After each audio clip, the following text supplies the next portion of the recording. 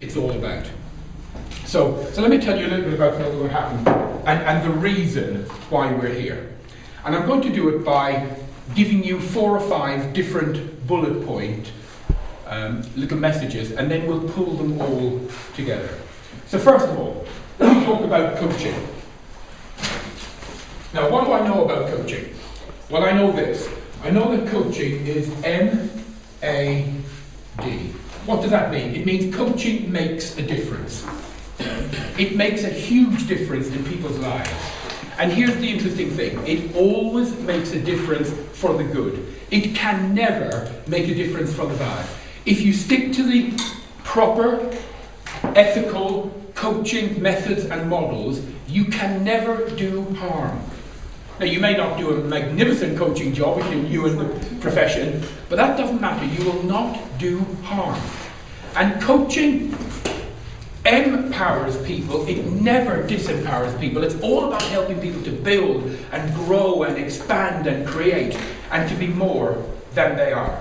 So, I'd like just to put that to one side. Coaching makes a difference and it empowers people. Now, let's now take a completely different tack. Let's look at the world we live in today. And the world we live in today is a very interesting place indeed. We have 2 competing elements, shall we say. And I like to use the words force versus power. Force versus power. These are 2 opposite but competing elements. And down through the history of mankind, it has always been thus. You've always got good and evil, up and down, night and day, yin and yang, and I'm sure we're all familiar with that. I like to use the word force versus power. Whenever these 2 come up against each other, force always wins. Initially. It always wins initially. The problem with force, however, is it needs manpower, money, resources. It needs to be shored up. It needs to be bolstered all the time. Usually, however, the good news is power wins eventually. But it can be frustratingly long sometimes. It takes a long time. And power needs no resources. It supplies its own. And I'll give you a very good example, because we've got people from over 10 countries here. Let me pick an international example that we would all perhaps be familiar with. Many years ago, the British Empire took over and held a country called India. And they held it by force. And they held it for generations. And it required men and money and army and resources, and it required to be shorn up. And then a little man came along, weighing not much more than 90 pounds in weight. And in a very short period of time, he took the whole country back through use of power. Almost without a shot being fired. Not quite, but not far off it. And do we know his name at all? Gandhi. Yeah, Mohandas K. Gandhi. And that is an example of power. You see, the 2 come up against each other all the time, and force always wins to begin with. But the good news is power generally wins, not always, but generally wins long term. It just takes a while, and it's a bit frustrating and it's a bit annoying when it takes that. But power is self-replicating. Coaching sits in this part of the equation. We sit on the side of power, not force. We are all to do with empowering people, not disempowering people. We are all to do with helping people get back in touch with their own true core values, with taking back their own power and being self-fulfilled entities. That is what we as coaches do. That is what makes us special in the world. That is what makes what we do ever so unique out there. So let's just put this to one side and take another example. Can I ask, does anyone here meditate? Yeah, cool. I love meditation. I recommend it to people. The Buddhists say, and I am not a Buddhist, but the Buddhists say, if you only ever give yourself one gift in life, give yourself the gift of meditation. So, I'd like to talk a little bit about this. There is they did an experiment many years ago called the Maharishi effect. Anyone ever heard of it? Yep. And it's because of it's got the name from the Maharishi Yoga, who became famous because he linked with the Beatles many years ago, and they brought over to the West what we today called transcendental meditation. However, many years ago, they did an experiment, and they took a group of siddhis, and siddhis are quite advanced meditators, and they put them into cities all around the world. So cities in cities, okay? And I can't remember the exact, but I think it was about 42 cities they put these groups of advanced meditators in. And they didn't put any press releases out. They didn't tell anyone. There was no adverts in the newspapers. They got these groups of men and women, and they put them in community centres, church halls, and so on. And they simply meditated for a whole weekend. That's all they did. Just quietly. They just drank water, nothing else, just meditated for 48 hours. And they meditated on one concept, a concept of peace. That's all they did. Now, before they did this, they then went and took a survey in the local population levels, and they measured the serotonin. And serotonin is a drug that we manufacture ourselves in our own body. And it's called the feel-good drug. You know, it makes you feel pretty good, yeah? And so the only way you can measure serotonin actually is in the urine, because it leaves traces of where it has been. So you had groups of people stopping other people in the street saying, "Excuse me, could I have a little sample here, please? Could you step into this doorway?" so they took samples of random samples of the population, you know, in these cities, and they measured the serotonin, and it was about normal, whatever it's meant to be. And then these men and women meditated for 48 hours, and something incredible happened. Absolutely incredible. The crime rate in those cities worldwide went boom, plummeted to almost zero. And we're not talking little cities, we're talking, you know, Detroit, Baltimore, Murder City, USA. We're talking Houston, we're talking Rio de Janeiro, we're talking Sao Paulo in Brazil. We're talking very violent cities, yeah? And the crime rate just went to almost nothing. And of course it was in all the newspapers, and the police chiefs were being interviewed at the time, and they're saying, what's going on? And they were all saying, I have no idea, And it's nothing to do with the weather, because weather affects crime. I don't know if you know that. If you have a heat wave, or crime goes up. Sporting events, if there's a big football match or a big sporting event in a city, crime rates go up. But there was no special weather combinations, there was no special sporting events, and all the police chiefs are saying, no idea what's going on. It's very worrying. Right? Listen to that. They were saying it's very worrying. Yeah. And then, at the end of the 2 days, they went and took the serotonin levels of the population again, and of course, as you will have guessed, they went boom, way up high. And then they stopped meditating, and within a very short time, the crime rate all went back up to normal, and the police chiefs all said, thank goodness for that. My job is safe. Now, I'm telling you that for a reason, because it has now been proven, and if you read some of the works by Greg Braden and many others, it shows that we have what we call a heart donut effect. Now, I know you've probably heard of aura, and you know, we all have an aura, and various machines can measure this and so on. But this is different. A heart donut effect, they reckon now, can go out as far as 10 kilometers. And it means that human beings have the ability to influence those around them, even though they're not physically talking to them or meeting with them or interacting with them. And we know this ourselves anyway. You know, sometimes you walk into a room and you feel the atmosphere, don't you? Nothing has been said. You might not even know the people in the room. You walk in, honestly now, hands up, have you ever walked into a room and you know an argument has just taken place? You didn't hear it, you didn't see it, you don't know it by the expressions of people's faces, but you walk in and you go, ah, right, there's been an argument here in the last few minutes. Or the opposite is true, you walk into a room and suddenly you feel, oh my God, I feel uplifted, I feel light, and so on. So we have an effect on people, whether we know them or whether we don't. And it's not to do with how we think, it's all to do with how we feel. It's all about here. It is nothing to do with here.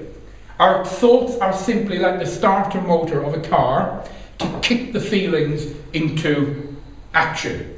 It is through our feelings that we manifest and create our world. And emotions are simply our outward display of our inner feeling. That's energy in motion, you know? So it is through our feelings that we become miracle workers and creators, and we manifest our world. That is why we have to be so careful of feelings. That is why as coaches, it is more important we get in touch with our clients' feelings than actually what their technical thinking processes are. They're simply a route down to the feelings, if you get my drift. Yeah. So the big mistake is some people concentrate on what's happening in here. Actually, it's what's happening. Because I'm pointing to my tummy. I don't really know if that's the right place to point to, but you know, I get a feeling that that's where the feelings are. So there we go. So let's put that to one side and talk about something else. Let's now talk about a thing called a paradigm.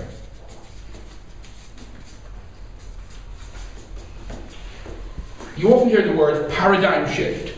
Authors use it a lot in their books because it sounds really good. But a lot of people don't really know what a paradigm is. And it is simply this. When a lot of people think the same thing, that is a paradigm. Nothing else. It does not mean it is right. Many years ago, when I was a boy, we had maps. And at the edges of the maps there would be pictures of dragons and there were phrases like, here be dragons. And it was believed many years ago that if you sailed far enough into the horizon, you would fall off the earth. Isn't that true? Yes. That was the belief. And most of the world believed that. It did not make it true. It was believed many years ago that the sun went around the earth, that we were the centre of the universe. And so strong was that belief, so entrenched within the churches and the various authority bodies, that if you said the opposite, they would kill you. You know? And various people like Copernicus and Galileo, Galileo actually turned around and said, actually, you know, I've been measuring this, and I think it's the other way around. I think we go around the sun. There was an uproar. They threw him in jail. They were going to kill him. But he was quite a switched on guy, Galileo.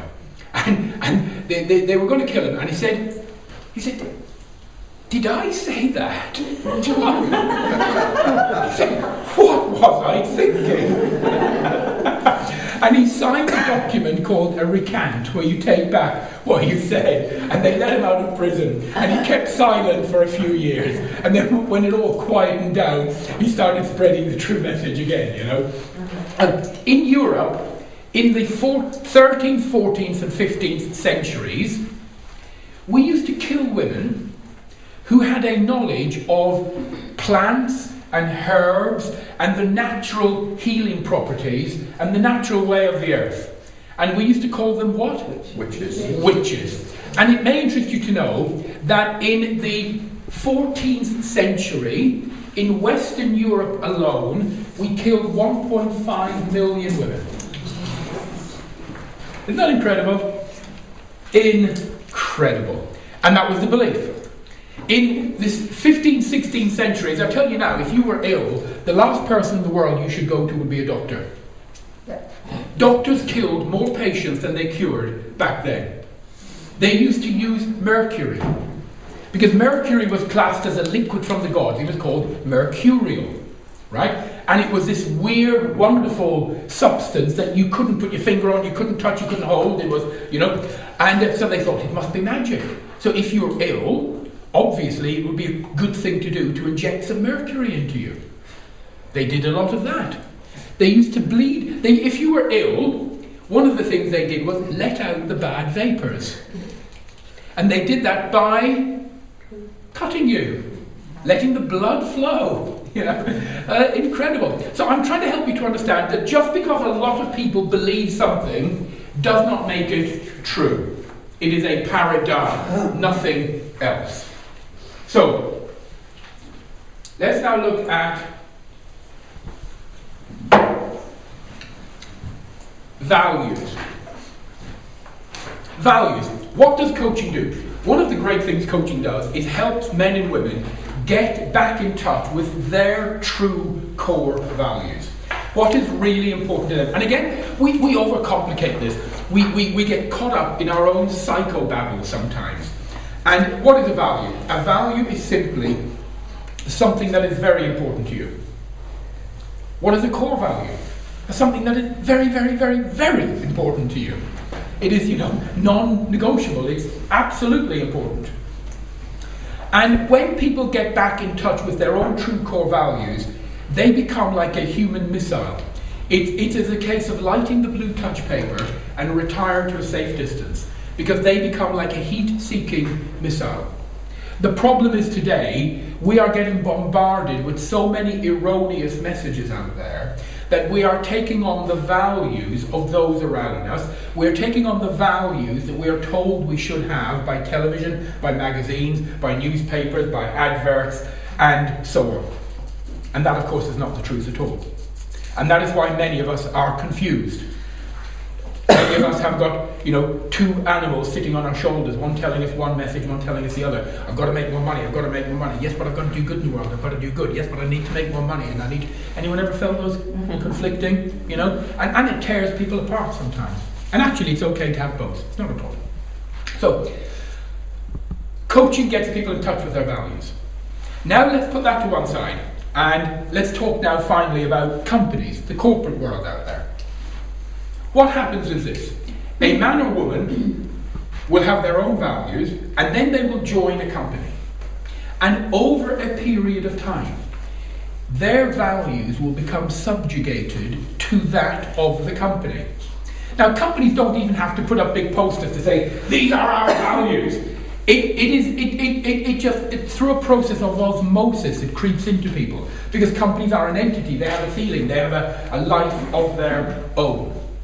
And I'll give you one little example. There is one particular company out there right now that is very highly regarded by captains of industry, chambers of commerce, federations of small business. If they can get the senior executives from this company to come and talk to them at their conferences, they are overjoyed. Because this company is seen as an example, an exemplar of how to run a magnificently well-run company. And this particular company that they're talking about is called BAT. Anyone heard of that? What does it stand for? British American Tobacco. British American Tobacco. One of the largest producers of cigarettes in the world. Many of the brands that we are familiar with, you see on the shelves, are owned by BAT. They produce a product that kills, stone dead, kills over 40,000 men and women every single day in the world. They produce a product that kills stone dead, and quite often in the most awful agony, over 40,000 men and women every single day in the world. Right? And yet they are regarded as a company that is an exemplar of how to run a magnificent business. Now maybe it's me. Maybe I'm the one out of step. Maybe I march to a different drum. But do you ever wake up in the morning and think, maybe the inmates really have taken over the asylum? Maybe we are being run by some very strange values indeed. And as a society, we seem to have taken our values and gone like that. Head over heels. Now, I am not saying, the men and women who work in BAT, are they evil people? Do they have secret meetings in boardrooms every week talking about how can we kill more people? No. They're normal, very good, honest men and women. They have wives and husbands and children. They want to take their children for picnics on a Sunday, and so on.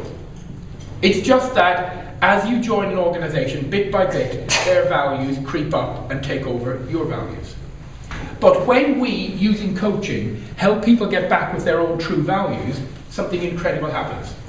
Now, they don't just walk out and all resign in their thousands, but they start to make changes. They start to think about things like corporate social responsibility, and what can we do, and what can we put back into the world, and how can we do this in a more ethical and honest way. So now, let's pull it all together.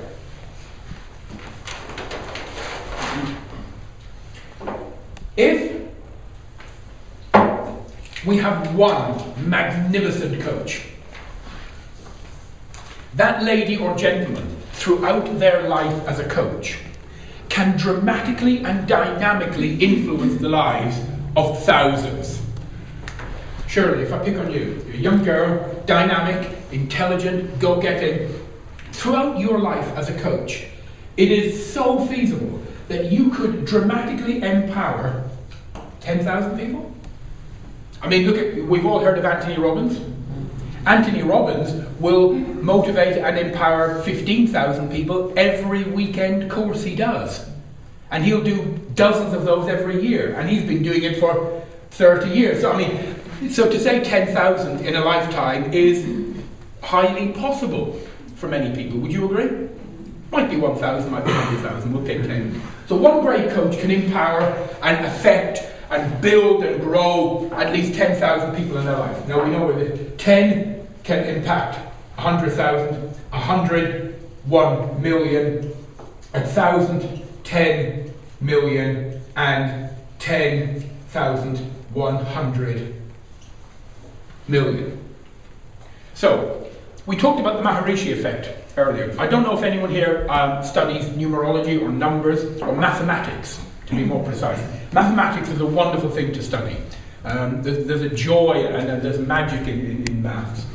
And it has been shown, it has been proven, that the amount of people in a population that need to think, not just think, but feel in a certain way, and that will then influence the whole population. And we've seen it right throughout the history of the world. We've seen it in Germany in the 1930s. Do you know how many people were a member of the Nazi Party as a proportion of the population? Tiny. Tiny.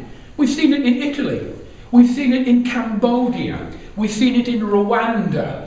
The amount of people that were actually the hard-blown core fanatics, or if that's the right word, were tiny. But yet, because they felt so strongly in a certain way, the rest of the population just sort of falls in behind them. Yeah? It happens that you have an influence, believe it or believe it not. Do you know what percentage you need to have of a population to do that? Any idea? Anyone? Less than 1. Less than 1. Absolutely right. In fact, it's a magical number. It's the square root of 1%. Square root of 1%. Which is very small indeed. So here's my thinking. We have a population in the world today under 7 billion. Square root of 1% is about 8,900, under 9,000 people.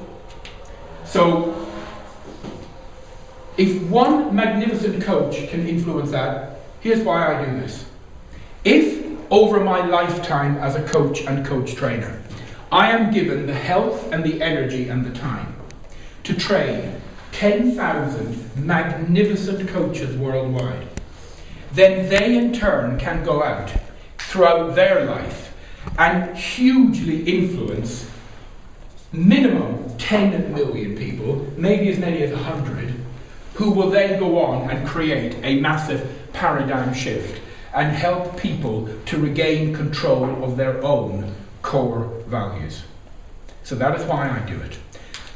If I had to concentrate on changing, 7 billion people, I wouldn't get up in the morning. It just would be too big a task to contemplate. But I could contemplate training 10,000 magnificent coaches over a period of many years. The only question I don't know is this: how many coaches do I need to train to get one magnificent coach? Is it 1? Is it 2? Is it 3? Is it 4? I don't know. And I've given up even trying. And I just made a decision many years ago to as Emerson said, do the thing and you shall have power. He didn't say, sit there, ruminate, meditate, cogitate and contemplate. He said, do the thing. So do the thing and you shall have power. So that's why we do our job in Noble Manhattan. We train magnificent coaches so you in turn can go out, empower your clients and make a change in the world. And I could walk past one of your clients on Oxford Street in London in a year's time.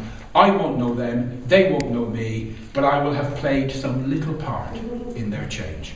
Does that make sense? I'm going to leave you. Okay, stop there.